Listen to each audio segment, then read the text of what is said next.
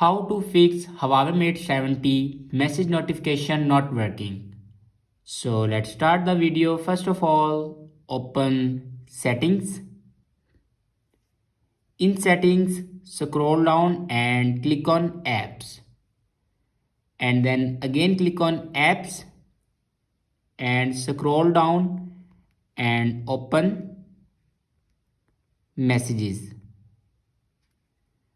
Now here you can see the option force stop. Now click on it and then again click on force stop. After force stop your messages, then go back to the main page of your settings and click on sound and vibration and then click on do not disturb. If you turn on do not disturb, then turn it off. After turning off do not disturb, then go back and scroll down in last and click on system and updates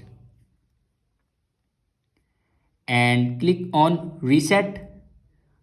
Now on top you can see the option reset all settings. Click on it and again click on reset all settings. After reset all the settings, your problem will be fixed. I hope this video is helpful for you. Thanks for watching.